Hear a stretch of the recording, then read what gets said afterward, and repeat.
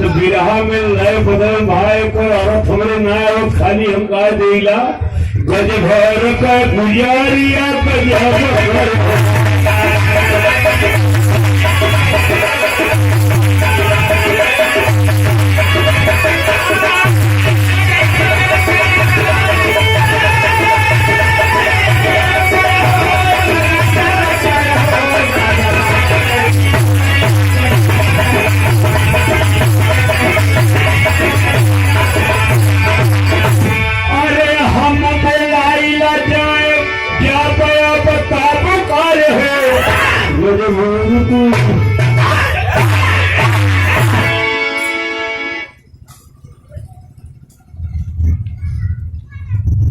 पुनः आशीर्वाद आया है पिताजी की तरफ से, हम प्रणाम कर रहे हैं। सब पंच के प्रणाम में तनी बिरहा सुना बतौले की गंदा काम करवा बाधन होगा चाहे यही दुनिया गाली दे तो लो भी बाबा का नजरिया लो भाई गई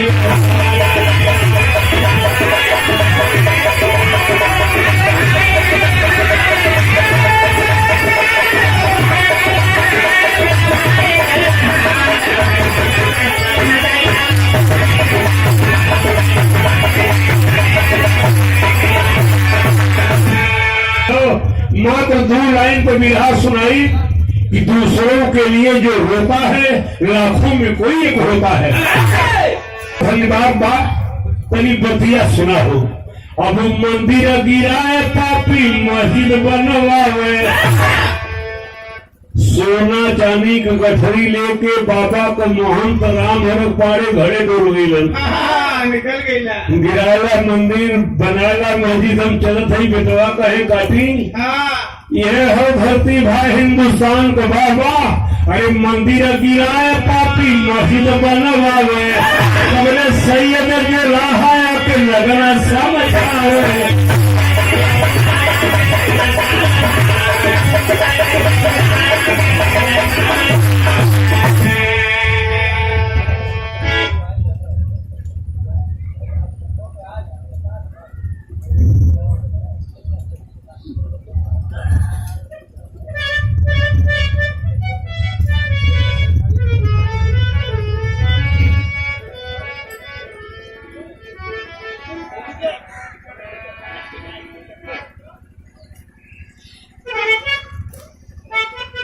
अभी अभी पुरस्कार गए का प्रेम भरा पुष्पहार गायक कलाकार मुन्ना जी अखाड़ा गणेश गुरु नहीं वो कलाकार होनहार कलाकार अपने वाणी से कुछ इसमें कहल जाए हम समाज में कि क्योंकि भद्दा भी न लगे आदमी को मजा आ जाए।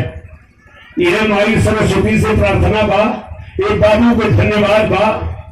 बिरहा हमारे वहां पहुंचल कि राम भरत तो गायक एक गरीब मुसलमान 2 वक्त की रोटी नहीं नसीब है। बनारस में बापे बेटवा ईटा गाड़ा मजूरी का काम करत रहल। बेटवा का नाम रजाक रहल, बाबू का नाम सैयद रहल।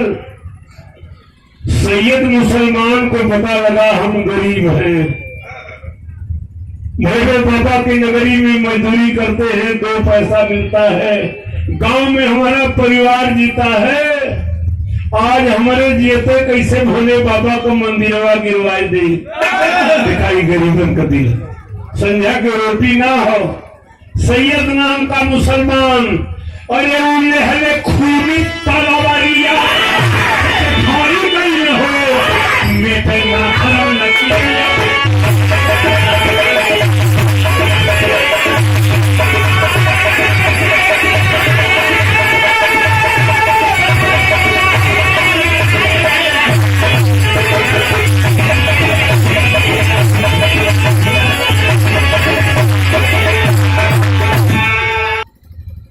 नंगी तलवार लेके गरीब मुसलमान औरंगजेब के पास पहुंचा है। औरंगजेब को माथा नहीं काम देता, बाभन आदमी के सोना दे के भगा देली। भिख मंगने की औलाद तलवार दिखा रहा है, 2 पैसे की मजूरी करता है,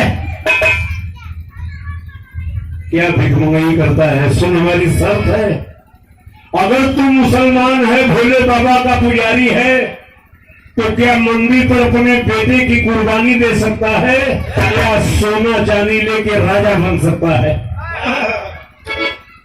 यादव जी क्षमा करेंगे, राधे यादव जी, हम आपके पूरे परिवार को प्रणाम कर रहे हैं। बिरहवा वहां पहुंचल, गुस्सा में औरंगजेब लाल कलश की बोल, बेटे की कुर्बानी देगा या सोना लेगा, यह गरीबन का दिल हो भाई। तो गरीबों बड़ा मुंहतोड़ जवाब दिलस, मास्टर टेरी का भाव होगा कुर्बानी